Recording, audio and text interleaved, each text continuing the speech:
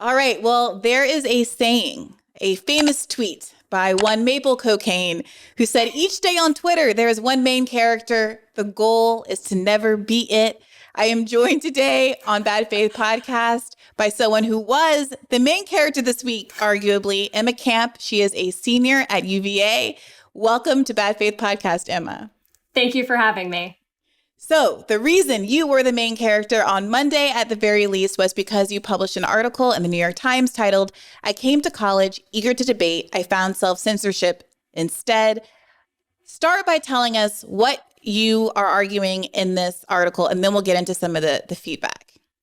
So really what I'm trying to argue in this article is, yes, it is wonderful when universities have really good policies in favor of student free speech that protects student First Amendment rights. But when we don't have a culture that embraces free speech and good discourse, a lot of negative consequences follow. One of them is that students don't really learn, because when you are constantly afraid of being caught saying the wrong thing, what you are necessarily afraid of is thinking the wrong thing, right? And if you don't even let yourself consider lines of thought because you just might be convinced by them, that's ultimately detrimental to learning, which is what I, at the very least, hope college is there to do. So let's get into this a little bit, because I think that some of the pushback was that the characterization of how people respond to some of the more controversial ideas that a person might have on campus as kind of outsized, or not that you use this word necessarily, but cancellation, might be characterized by somebody else as simply disagreement. And that there's no guarantee when you raise an issue that is controversial or in a minority opinion that everyone is going to agree with you. Where do you draw the line between people saying, okay, Emma, you raised your point, you were free to do so, it's a free country, but it happens to be the case that most people disagree with you, and it is uncomfortable for sure when most people disagree with you. But how is that a kind of provoking a kind of self-censorship? How is that silencing someone's voice, let's say, as opposed to just engaging in the very debate that you say that you're seeking out? So I agree it is sometimes hard to draw the line, but a rule of thumb I like to think of is how social capital comes into play. So for example, when I think about public shaming, you get a lot of social capital by joining in, right? By dunking on someone. I think when there's a good conversation with good disagreement, that just really isn't a factor. You don't gain social points for taking a certain point or characterizing someone a certain way. I think it also somewhat goes without saying that, what is the quality of the disagreement that's happening, right? Saying, I think your point is wrong and here's why is very different from, say, like ad hominem. So that's kind of a way that I might look at that. So ad hominems, I might agree, but part of, I think, what was going on here is that at least the examples that you included in this piece seem to be pretty de minimis. So, for example, the second paragraph here, hushed voices and anxious looks dictate so many conversations on campus at the University of Virginia. A friend lowers her voice to lament the ostracizing of a student who said something well-meaning but mildly offensive during a student club's diversity training. Another student shuts his bedroom door when I mention a lecture defending Thomas Jefferson from contemporary criticism. His roommate might hear us, he explains. So this idea that someone might lower their voice because they're having a conversation that they know is going to be spicy, or shutting their door to have a similarly spicy conversation. I certainly feel like I have been in that situation, right? But it's because I'm workshopping things that I don't necessarily know that I want out in public, not because it's a view that I hold that that I'm too scared to articulate, but because I know that it's something that is, the stakes are really high, that the implications of me feeling this way or that way are really significant. And I want to talk about it with someone who knows me and is willing to engage in the conversation in good faith before I broadcast it more broadly. Is that in and of itself an issue? No, I mean, I don't think so, but I also don't think that's really the problem that I've identified and that I've experienced. What I've experienced is people saying, if someone overhears me saying this, I'll lose all my friends, right? Or people will be afraid to be seen being friendly with me because you kind of become this kind of there's this radiation around you. And so I think that's the broader issue, not, I think well-reasoned caution to broadcast certain opinions that are undercooked. Can you give us an example? I think that might help, because maybe it is that I am just too long in the tooth and have been out of college too long and things have genuinely changed. I mean, what is the kind of thing that you feel like you've said or belief that you've held that have caused people to not want to be your friend anymore? And also, how have that manifested that desire not to be your friend anymore? Is it explicit? Yeah, so I am somewhat cautious to get too much into my personal experience. And I think I guess I'll explain part of the reason why before I go on. I think part of it is that I do self-censor less than anyone else I know, frankly. You know, I did provide a personal experience example for the piece because I was asked to, and I was happy to do so. But really, I don't hold back that often. And I feel like so much of the discourse around this piece has come down to like how we feel about Emma Camp, the person, how we feel about how she characterizes a personal experience. And if we think that specific example is insufficient, then kind of the broader point is illegitimate. And so I'm not saying that to dodge your question. Well, what was that example? Let's talk about that example from the piece. Okay, yeah. So you're talking about the example in the feminist theory class. Yeah. So that happened 2.5 years ago. I basically, as I recall, we were discussing kind of two kind of opposed writings, one of which was talking about the practice of sati or suji, which is kind of ritual suicide for widows that was practiced in certain parts of India among certain social classes in India, as far as I'm aware. And then someone essentially criticizing that piece for basically, it as I recall, like making one culture kind of look bad, and then also making a problem out to be larger than it was. And what I remember saying at the time was something along the lines of, like, I think we should be able to say things are bad when they're obviously bad. Again, like, I am cautious to give too many, like, super factual statements about this because it happened a long time ago. But that's sort of how I remember. And then I remember the conversation just kind of devolving from there and it becoming this, like, person after person after person and kind of the kind of rigor of the pushback devolving quickly. But I think that's just one example among many, and frankly, a milder example among others. What's interesting to me about that example is that what I suspect, and tell me if I'm wrong, having been in those kinds of situations, is that each person's perception of grievance is informed by how where they think the conversation is starting from, right? So we live in a society where, you know, we live in the West and there are Western value systems and Western hegemony, whatever, however you want to characterize it. And from the vast majority of the country's history up until maybe 15, 20 years ago, talking about aspects of other cultures that are outside of that, even if they aren't good or bad, just different, are often shaded in a negative light, right? So there's a certain defensiveness about how we talk in a contemporary space. There's a certain defensiveness about how we talk about other people's cultural differences. Even if we would still maintain, you know, let's say female genital mutilation isn't for me. There's still a little bit of sensitivity about saying, well, people are coming from a different cultural context. We don't want to stigmatize groups that are already so stigmatized. They're not, you know, craven or savages or like personally inferior or any way for having this cultural practice. And there's plenty of cultural practices that we have that would probably seem quite, you know, backward from another perspective. And so let's just have that sense of like sensitivity, basically. And that a desire and a preference for that sensitivity is coming from a perspective that says, normally we just write off entire communities. Let's not do that again. Another person in a more immediate context, maybe a younger person, maybe someone who is not informed by a history of groups that have like not gotten a fair shake, might think, well, why are we tiptoeing around this thing that's so obviously bad? And I feel like that's where you're coming from. And I understand that, because if we are talking, I'm not familiar with the ritualized suicide you're talking about, but if we're talking about something like female genital mutilation, you know, I'm not a big fan. And I understand how it can be frustrating to have to deal with what feels like perhaps anachronistic sensitivities around something, when we all kind of get like, just to say female genital mutilation is bad isn't to say that certain cultures or groups of people are inherently inferior. Does that feel right? Yeah, that totally makes sense, right? And I think that's an example of like really good faith criticism with the point I was trying to make. So I totally understand where you're coming from there.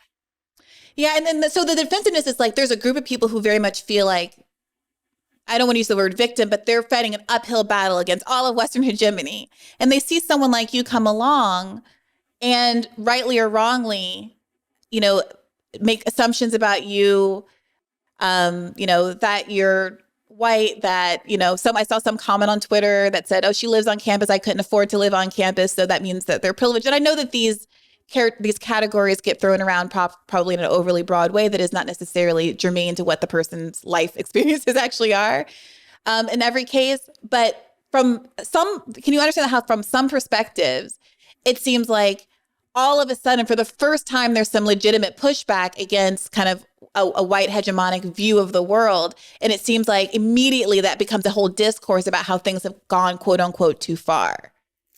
Yeah, I mean, I totally understand where you're coming from. And I do think that is an example of like good faith pushback on that. And I do want to reiterate, like, I'm not necessarily upset with my classmates, right? Like, I understand why people have the perspectives that they do, even if I don't necessarily share them. I just wish that, say, like, the conversation in my class had gone more like this one, right? Where there was more incentive to give kind of good faith, but legitimate and, worthy pushback on something rather than things kind of devolving. And especially, devolving in the way that they are incentivized to devolve online in particular, obviously. Yeah, I think it's clear that people will say things to your face or won't say things to your face that they would say online. What's so funny about this and what made me want to reach out in part is I was so frustrated by the pedagogical style in law school that I remember writing a final paper for a race law, and I forget what it's called, class race, something. This class with the Randall Kennedy, I took my 3L year. And in it, I basically archived every microaggression that I had observed in my 3 years at law school, some big, some small, and used a critical race legal scholar's writing, Derek Bell, to try to talk about the ways that legal pedagogy could be improved. Because my feeling was that so much of our legal system is informed by the racial context of the United States, but that racial context is not really taught in the classroom. So you're kind of abstractly talking about redlining, and you're abstractly talking about, restrictive land covenants and Native American land rights and poverty law and criminal law. And all of these things have this big, heavy background subtext that is not being articulated in the classroom. And it can undermine the pedagogy, and the teachers are not always, I think, sufficiently informed to have the kinds of conversations like the one you described that emerge that are very sensitive and upset students for different reasons on different sides of a kind of ideological aisle. But I agree, need to be had, but they need to be moderated by people who are equipped to do so. So I want you to tell me a little bit more about what the teacher said in this circumstance, because it seemed to me from your article, the way it was written, that the teacher almost tried to get past the conversation in a way that maybe was to even protect you and shield you from the pile-on. What would you like to have seen happen differently? I mean, I think what I would have liked, so I think this also gets at another issue, which is that I think there's degrees where there's only so much kind of administrative forces can do. I think a lot of it is students themselves like coming at things with slightly different attitudes. I mean, the way I perceived it is the teacher kind of wanted it to be over. Mm-hmm. I am knowing all of the attention that's on me. I am really cautious of criticizing this professor too much. They are someone who I respect, even though I did end up talking about them vaguely in this. I don't want into putting them on blast because it would be easy to figure out who they are. And so I'm sorry. I know I'm dodging the question, but it's really out of concern for just not wanting to unnecessarily get someone a lot of criticism. And so I'm sorry for sort of dodging the question here. No, are you sure that they wouldn't be interested in coming on and having this conversation? I mean, I don't know, but I certainly don't want to be... But knowing that I'm possibly already the reason some people are getting a lot of flack, I don't want to be the reason an anonymous UVA professor is getting a lot of flack. But yeah, I think that professors can certainly find ways to kind of steer conversation toward more productive discussion and criticism. Yeah, I think it's a great way to kind of go about it. I mean, I can't disagree with that because, again, like I've pulled up my old article before I came on with you today. And I was like, oh, yeah, holy shit, I forgot all that stuff happened. There was a moment in a con law class where a professor, whom I liked generally, said something about how Karamatsu, the case that said that Japanese internment was constitutional, was kind of appropriate given the moment and given the fear and concerns around World War II, which is not how I look at history. Yeah, I don't think that, or there was another moment in a poverty law class where a classmate raised their hand and said, we were talking about basically redlining and, integration programs and what the state should do to undo what it had done in terms of redlining these neighborhoods. And he was making the point that because when Black people move into a neighborhood, the housing value declines because of racism, that white people who live next to Black people, or, when Black people move in because of some new policy that allows Black people to move into neighborhoods, white people should be compensated for the decline in their housing value because that is constructively a government taking, which is this principle that, if the government builds a highway through your neighborhood or something and diminishes the value of your land, it's like they took it and they have to compensate you for it, right? So these are the kinds of conversations that were happening all the time in my academic life. And I very much always felt like it wasn't like I was being protected by a liberal institution or anything. I always felt much farther to the left than both my classmates and my professors. And yet, while I certainly was frustrated and even went so far as to write a final paper about it at a certain point, I think that some part of what people are objecting to is the idea that you have an access and platform to say your piece in the New York Times, but are also sort of positioning yourself as the one that's victimized in these scenarios. How do you respond to that? Well, I mean, I think to your first point, the examples you bring up, which is, kind of along the lines of like, why are we concerned about moderate to conservative? I don't consider myself a conservative, but I do frame conservatives as somewhat being attacked by this. Moderate liberal to conservative college students, not having a good time in their discussions when real racism is happening. And to that I say, I also think racism is bad. I don't think it is good that those things happened, right? I think we can walk and chew gum and kind of say, yes, obviously Black students having their professors say off the wall things like that is bad, right? And they shouldn't have to experience that. Of course they shouldn't. I think that is very much a problem as well. But I also think that this is also a problem. And I really, again, one of the unfortunate things about the response to this is how much it is focused on that one little paragraph in which I give a bit of personal experience. Because the fact matters is that I don't really think of myself as a victim in this, right? I think I say what I think to be true, a great deal in class. I don't feel downtrodden per se. I wrote this more out of concern for other students. And so I suppose also to the point about, having this access, actually, could you repeat that? I'm starting to lose my train of thought a little bit. Yeah, no, I was asking you a lot of things. I guess I'd like you to put just a finer point on it then of what is the grievance? Because you're saying that you're someone who is a more assertive, confident person who doesn't, who is able to stand up to contrary your opinion, right? And stand up to the crowds and say your piece. But there are others who feel like they aren't able to do so. To what extent is the onus on an individual to kind of buck up and say what you're going to say? Because I will say, law school, I was a very shy, quiet person. But by 3 a year, I kind of felt compelled to start speaking up just because it felt like no one else in the class would.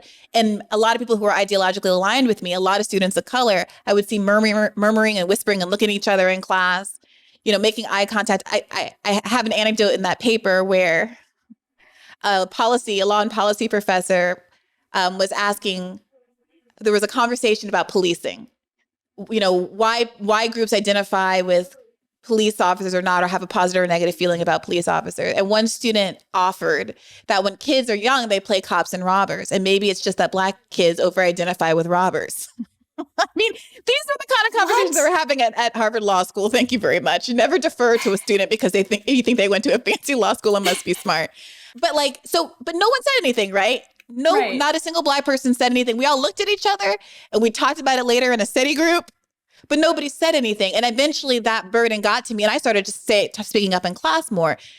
Are we saying that we wish that professors, that there's some intermediary, what should have happened there? What should have happened in your scenario in your gender studies class? So I think what I'm saying is that I think in order to learn fully, you need to have access to more than one set of ideas, right? And that when a group of people that have something that goes outside of the mean, for whatever reason, legitimate or not, but I do think legitimate based on the sheer amount of social backlash that people are likely to get for pretty moderate things that they say, are fearful of speaking up and they don't speak up, that hurts everyone. And so what would I have rather had in this situation? What do I want people to do? I think for one, it starts with universities making their policies better. I think a lot of universities, most of them public, in fact, or most of them private, but a lot of public universities have formal policies that punish students for saying things that are protected by the First Amendment. A lot of universities, for example, have places you can go to report people for making microaggressions, which I think it really incentivizes like terrible ways of handling conflict. Well, what does that look like? Are people reporting each other for what kinds of microaggressions? What are we talking about here? So at some schools, I believe Bryn Mawr might be one of them, but I don't know if they've changed that. I don't have that fact perfectly in my head. But so a lot of schools will have programs wherein they call them bias response teams, where basically if someone says or does something that not necessarily formal, like harassment, like Davis standard harassment is different. Something that makes you uncomfortable and makes you feel unsafe, that you perceive to be racist or sexist, homophobic, or so on, you can report them to an office for discipline. I think that really incentivizes a terrible way of having discourse and really incentivizes college students to flee to adults when problems arise. Second is universities taking firm stances in favor of freedom of expression. A way of doing that is that when a student newspaper columnist gets canceled because of something they write and people are calling the Office of Admissions trying to get them expelled, the university doesn't listen, right? The university stands up in favor of the student no matter what their views are. So I think that's what universities can do. I think what students can do, and this is kind of the hardest thing, right? Like you can't really make people change their minds. You can wish they would, you can hope that you can persuade them.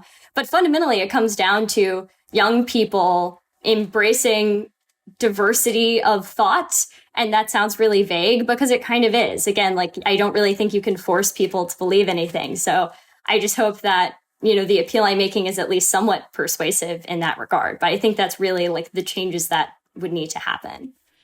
Short of firing people, because one of the points of pushback that kind of cancel culture argument, orators, the people who are like pro, are often talk and write about cancel culture. A lot of the pushback that they get is that no one's actually being canceled, that no one's actually asking for anyone to get fired. A lot of these people end up quitting. They choose to quit. The Jordan Petersons of the world, they kind of find it's actually more lucrative for them to go private and be in a different scene. There's a whole kind of ecosystem that has sprung up around people who are seen as taking hard takes and doing contrarian views. So people often just self-censor, to your point, and take themselves out. That what they're really complaining about is being criticized and that nothing bad is actually happening to them. So given that we don't know the specifics of these policies you're describing where people can report on each other, I don't want to overly weight that. But I can see a world where it's nice to have a place on campus where folks could bring their grievances, have moderation, resolve disputes, have a conversation, short of saying you're going to be banished from campus the way you would if you had, say, sexually assaulted a fellow student, which, by the way, often doesn't happen when people sexually assault their fellow students, but that's a whole other conversation. Would that be objectionable to you to have that space if it didn't mean that students were going to be kind of excommunicated or kicked out of school? If there was a place for students to come and not report on each other, but resolve grievances?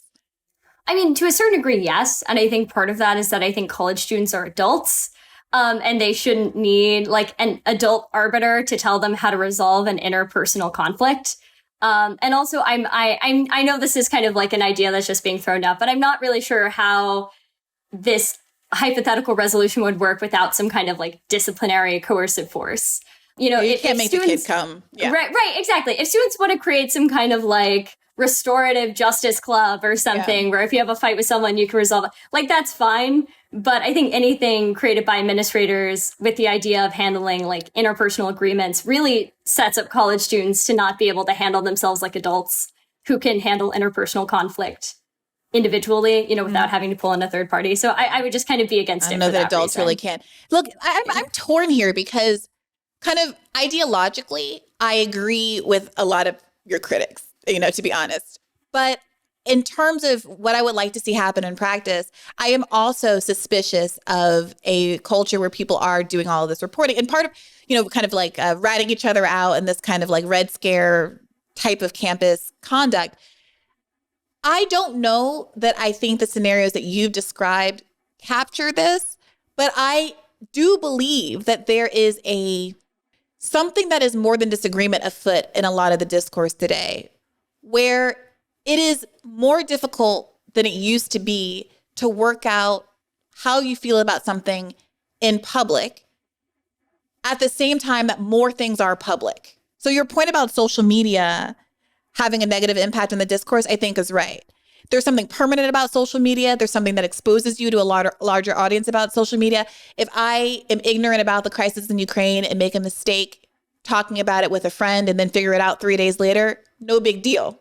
If I tweet it out, then everyone will come showing me that tweet for the rest of my life. Oh, you're an idiot. You didn't know about blah, blah, blah, the Donbass reason. I'm like, oh, okay, I just found out about this last week. So I agree with you that there is a kind of virtue signaling and a weaponization of wrongness or even ambiguity when you haven't quite decided that happens in the culture, especially when you talk about issues that are very personal to people's core identity. And especially when you're talking about groups that have been historically marginalized for obvious reasons, right? They feel like they have more at stake. They do have more at stake. There are laws that are being passed every day that attacks one group or another. And I want to figure out how to kind of validate that and talk about that without ignoring that it does seem to me that we only have these conversations when kind of the least vulnerable among us, in some ways, are upset. You know what I mean? I think what I would say to that again is that, so for example, you seem to hint at like the anti-CRT bills and the Don't Say Gay bill that just passed in Florida. Like, I'm upset about those things too, right? I think those, and in fact, to the people who say like, why are we worried about this when this is more important? To them, I'd say, yeah, you're right? Like, anti-CRT bills are, in my opinion, a greater threat to free speech in America than campus illiberalism. Right. I totally agree. And in fact, like just last week, I wrote an article kind of decrying Florida's Don't Say Gay bill because I think it is a very bad bill. And so I think, again, a lot of what I feel in response to this is that it's possible to feel that two things are problems, to recognize that one of those things is a larger problem, but that the smaller problem is sometimes worth talking about.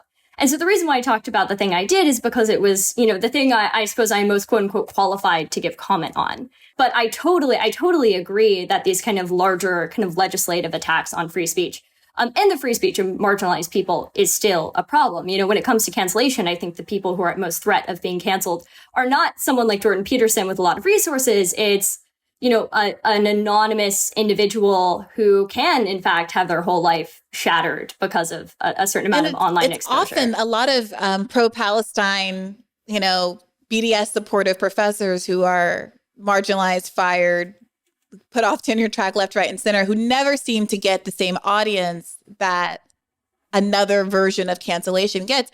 My hesitation, though, about the libertarian socialist in me doesn't want there to be anybody ratting anybody out or reporting them to some like Bureau of Civility on campus. The part of me that experienced some frustrating moments in law school does wish there was sometimes people, faculty advisors, somebody we could go to. And I'm thinking about one instance in particular. This became a national story, so I'm not outing anybody's name. But there was a 3L when I was a 2L named Stephanie Grace.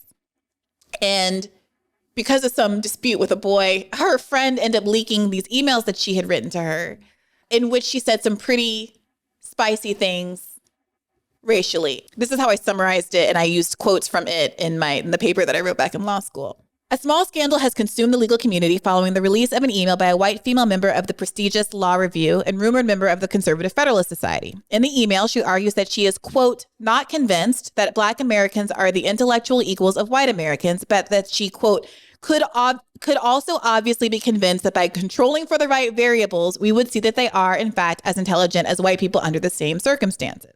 This caused a brouhaha. It was written up in Gawker and all this stuff. Remember Gawker? LOL. Yeah, I think I was still in middle school when Gawker was still a thing. Jesus Christ. Okay. But, it became a national story very quickly. And there were a lot of accusations, a presumption of the national press that it was the Black students who had leaked it. We were like, we had nothing to do with this. She got in a fight with her white girlfriend over some guy, and the white girlfriend leaked this to make her look bad, and this wasn't on us. But we ended up having to respond. So this was in the middle of exam period. We all had to have BSA meetings and sit and talk about how we're going to draft a response. We tried to talk to faculty advisors, but a lot of our faculty advisors ended up siding with the girl. Charles Ogletree, later on, I asked him about this, and he was giving a presentation at the 92nd Street Y, and he said, Stephanie Grace is a great girl. I had her as a student. I like her. It felt like we were very much alone in this, and it detracted from our studies. We spent many hours having to respond to a national media story where we should have been focusing on how to pass contracts. You know what I mean?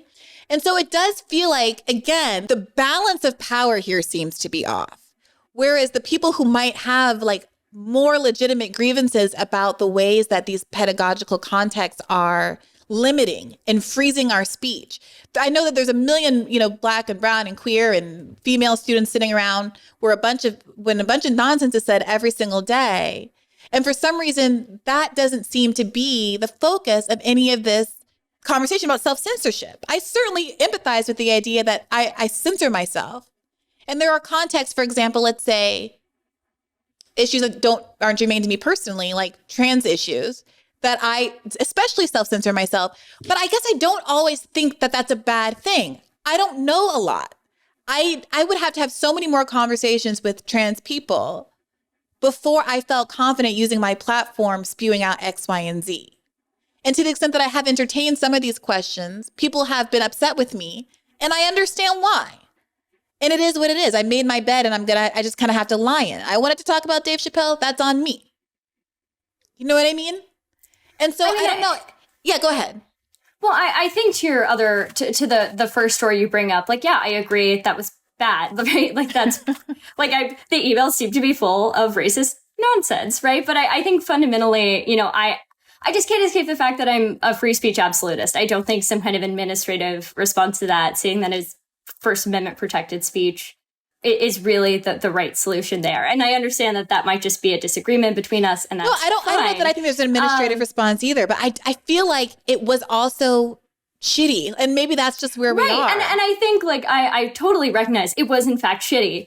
But I totally agree, but I think it's possible to say this is bad, but also some kind of punishment solution to that probably isn't the best way to go. And so I think again with the points of why are we so worried about you when there are other worse things happening? It's I wish those other worse things got more press as well. But I wrote about my personal experience and something that I felt like I could give the best voice to. Well, how did you get to a position? Because this is something that people have been talking about too. Yeah. Why do you think that you were put in a position where you were able to publish in the New York Times? So basically how this whole thing came together, I got an email out of the blue in October from a New York Times editorial assistant who basically said, we're looking for early career writers. I saw some stuff about, I did a little bit of First Amendment activism earlier in the year. And then I read your stuff on the Cavalier Daily, which is UVA student newspaper where I used to be a columnist. And I really like what you have to write. So you should consider pitching something for us sometime. And I pitched. And the pitch was accepted. And then there was, about 4 months of editing. So that's really how I got into this place. And I'm very grateful that this was able to happen. But yeah, that's basically the story. Some people online have questioned the piece in part because they say you work for an organization whose data was used to substantiate your claims in the piece. Have you seen that criticism? So yeah, I just find that criticism somewhat ridiculous. For one, FIRE was not consulted at all in the making of this piece. No one knew about it. They didn't know about it until it was published. And the reason why I use the data is because it's the best data out there. The College Pulse survey has 37,000 responses. And so if I wanted to get convincing data, that was really the best place to do it because it had by far the largest sample size with really in-depth questions. So what is FIRE? What is FIRE and what was the data cited in the piece for context? Yeah, so FIRE is a Foundation for Individual Rights in Education. It is basically a First Amendment I wouldn't call them a law firm, but a First Amendment advocacy group that does pro bono legal representation for students and faculty who have been kind of unfairly punished by the universities for First Amendment protected speech. They also do a lot of outreach to college campuses, really kind of lobby for colleges to make their speech codes better and compliant with the First Amendment. That's basically what they do. They're completely nonpartisan. You often hear the fact that they've had donations from the Koch brothers thrown around. Like FIRE protects everyone regardless of their political persuasion. You know, they've protected students who got punished for having Trump flags in their dorm windows, and recently went public about protecting a student who got punished for having a Black Lives Matter flag in his dorm room window. What they often said, so I was an intern for them last summer, you know, what they say is every time we go public with a case, we lose donors, right? Because say a liberal person who started donating to us when we defended a liberal student now is mad we're defending a conservative student and vice versa. And so in terms of the data that was cited, there's a survey that FIRE does with College Pulse, which polls students from, I don't remember the number of colleges, but it's over 100. I think it might be close to 200. And they get about 37,000 responses they did last year over a variety of issues relating to speech on campus. And so that's how I pulled the data. And that data is publicly available. You can find it on the College Pulse website. It gives you the whole Tableau file. Was it FIRE that provided the stat that, 80% of students self-censor at least part of the time? Yes, I got that by going onto the Tableau file and clicking, do you consider yourself to self-censor? And then looking at the numbers. So yes. Yeah, that's such an interesting stat because I think a lot of people read that and probably thought that an argument is being made about conservatives in a liberal context, that as most colleges are, feeling like they have to self-censor, right? And I think a lot of the knee-jerk response is, well, again, this idea that all of the valence is that conservatives can't speak and conservatives can't say their mind, when the feeling is that everything the conservatives think and feel has been white cultural male hegemony for the entirety of American history. Like, why are you upset about it now? But what I thought was interesting about that stat is like, if 80% of college students are self-censoring, and there's an acknowledgement in a lot of this discourse that these are like liberal bastions, these are all like woke kids on campus, that means there's a lot of liberal kids who are self-censoring, which yes, that is my whole point. But Emma, that kind of means that like if everyone is doing something, I'm again trying to get to this dividing line of when it becomes a crisis. Are we self-censoring in the way that it's like polite not to tell someone that their breath stinks or that you think their shoes are ugly or whatever? I don't think that's what self-censorship really applies to. I think it is, I have something to contribute here, but I'm not doing it for fear of immense social backlash. And that immense social backlash is not, because I was being rude, right? It isn't, I think of something, self-censorship is not something done merely out of politeness. It is out of fear. So this is the way I think about it. This is where I think examples would be so helpful. Right. I'm not trying to make you put all your business on Front Street.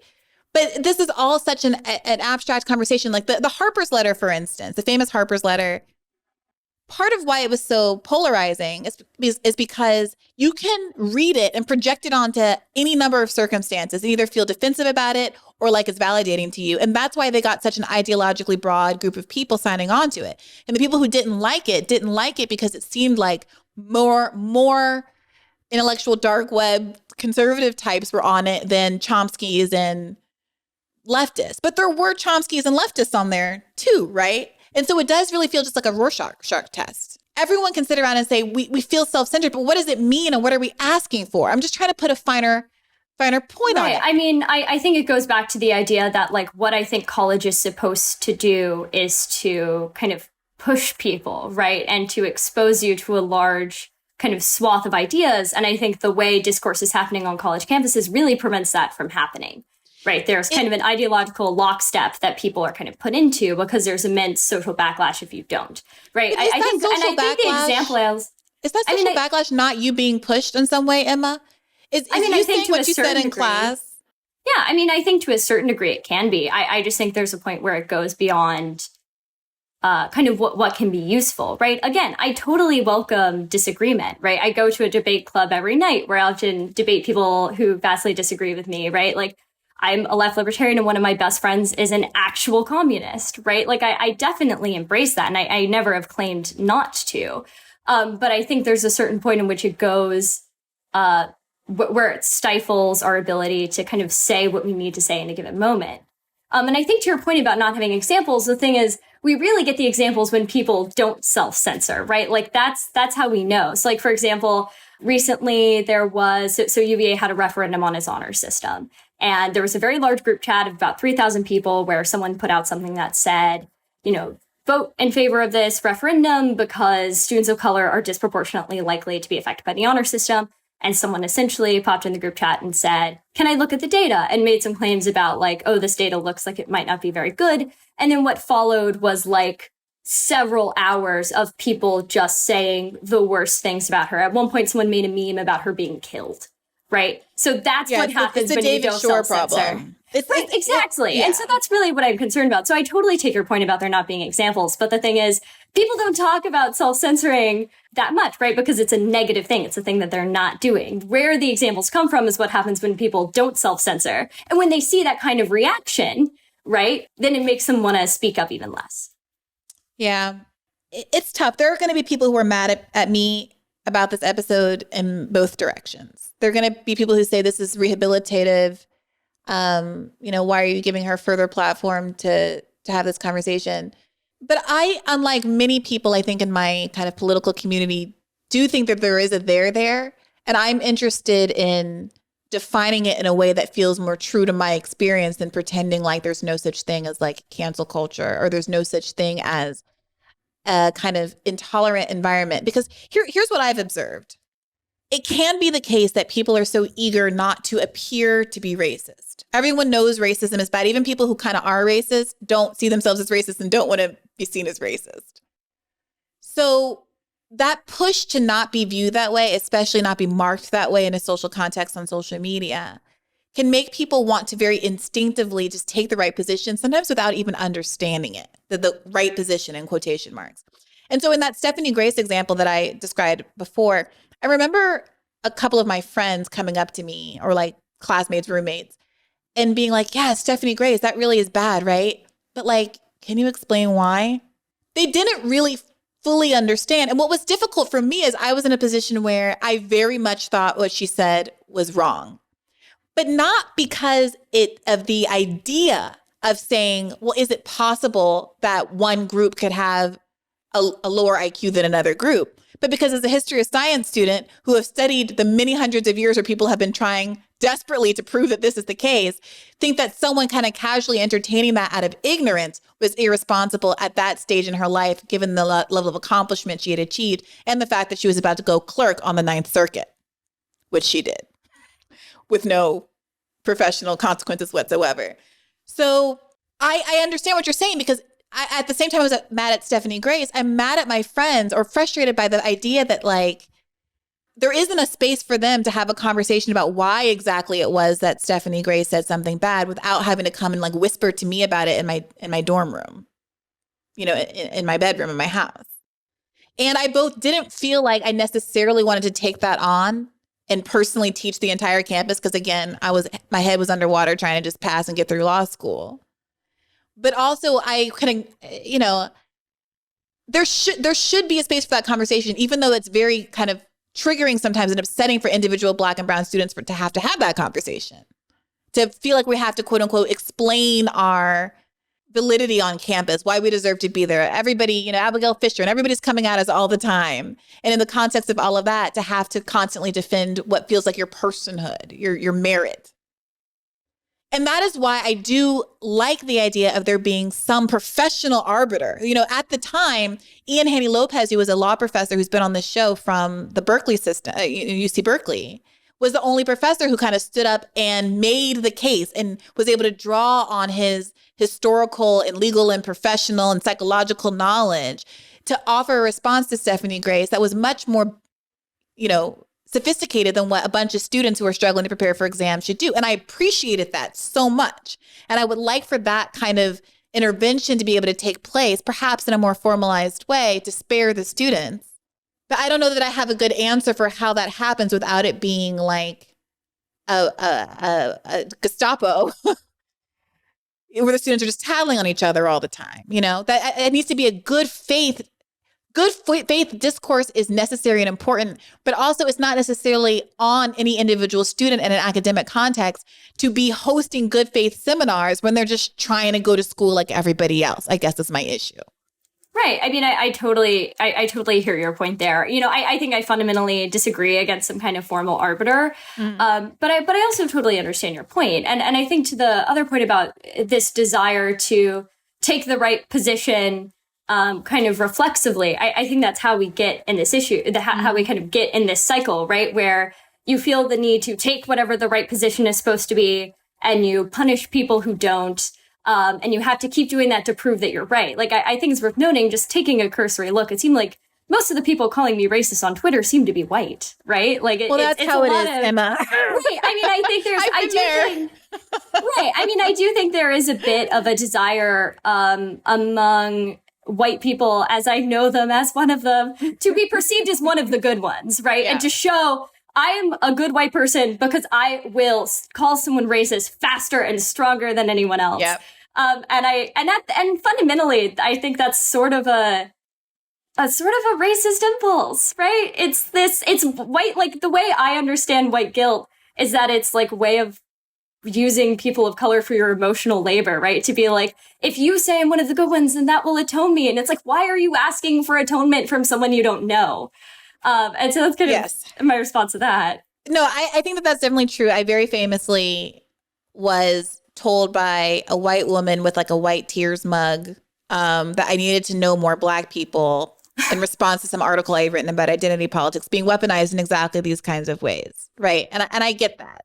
And when people realize that I'm Black, or the cognitive dissonance of them assuming that despite my Black avatar, like I really am Black, they'll say things like, you're white adjacent. They try to de-Blackify me because that's the only argument they have. Because I think oftentimes these liberals, they genuinely cannot articulate why it is that they feel a certain kind of way. And I don't think that you are especially a good ally if you can't explain with words and logic why it is that you believe in X, Y, and Z racial position. And that's how the left, not the left, but liberals have gotten themselves tripped up in a lot of ways. You get these Jesse Waters man on the street interviews. He's the Fox News correspondent who, did a segment a couple months ago around these voting rights issues where he went up to good white liberals in Tompkins Square Park or Washington Square Park or whatever, near some college campus in New York, and was like, well, why do you have to have IDs for Black people to vote? Can Black people not figure out how to have IDs? And all the white people are saying kind of cringe sounding things like, well, Black people just don't know how to get an identification. And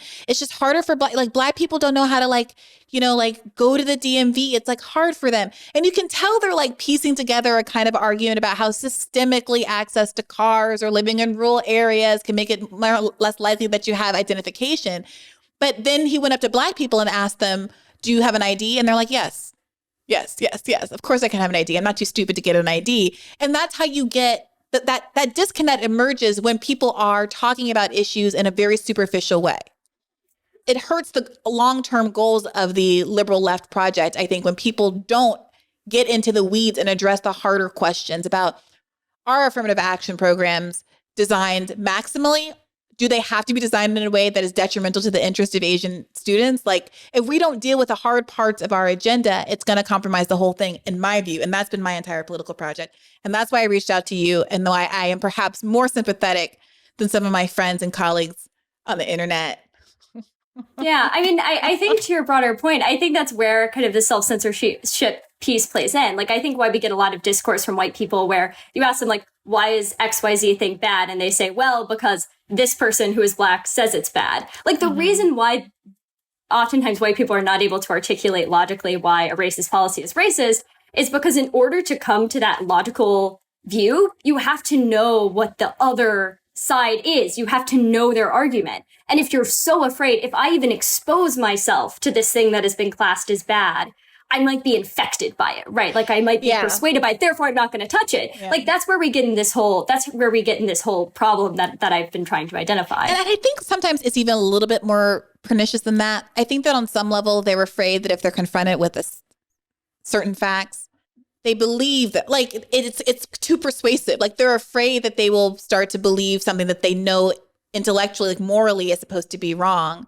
So they don't actually want to confront, quote unquote, bad facts. And I had a really interesting conversation with Glenn Lowry and stuff, because as a Black person, I have no ambiguity about my intellectual ability or merit or that of my community, and have responses to all of those things and engage actively with the quote unquote bad facts, because I have an actual confidence in my people. And that I think that some white interlocutors don't. And then it's painful for me when I have friends and I see them squeamishly asking, okay, but why is this racist? Because to me, it's a bit of a tell that they're not entirely convinced that the racist position isn't wrong. And that's complicated in social psychology and maybe even not fair in certain instances. But I really appreciate your willingness to come here and moot this with me. I wasn't sure that you'd be willing to, given the week on the internet that you've had. Well, thank you for having me. I really appreciate it. Is there anything else you want to say to folks before I let you go? Anything that's been on your chest? I don't think so. I'll just say that I'm very grateful that this piece was able to happen. I know there's a lot happening on the internet, but really, like, the most thing I feel is just being really grateful that this was able to happen in the first place and that I was able to have this platform. And so I appreciate the support I've been able to get. And I also really appreciate the constructive criticism that I've gotten as well. That means a lot. Yeah, no problem. And look, I would love if your professor is willing to come and talk, if there are other members of your community that have participated in some of the pylons in your view who want to come on and have a group conversation, we can do that on the podcast. We can do it on the call-in show that I host, a live call-in show that I host the evenings that these episodes released over on the call-in app. I'm more than happy to do that. So if people hear this and they have thoughts and feelings and they also want the platform, come over to call-in. Emma may or may not be available to come back and join that conversation, and we can keep it going. But I appreciate you, Emma. For all of those of you who are listening, this is a free episode, a free Public Thursday episode. You should know that we also have premium episodes that come out every Monday. If you want to get that additional content, you go to patreon.com/badfaithpodcast. You can get clips of those premium episodes at Bad Faith YouTube. So go there, like, and subscribe so you don't miss those. But also, there is double the fun, double the action over on Patreon. And you should very much come over and subscribe. You get both video and audio episodes over at Patreon. Please do take care of yourselves. And as always, keep the faith. Hey, YouTube. Thanks for watching. Just a reminder that this is a podcast. You can catch an extra premium episode every Monday for $5 a month at patreon.com/badfaithpodcast. That's patreon.com/badfaithpodcast for $5 a month, an extra episode every week. Additionally, please do consider liking this video, subscribing to this channel. It helps us out. It helps independent media beat the algorithm. We appreciate you. And as always, keep the faith.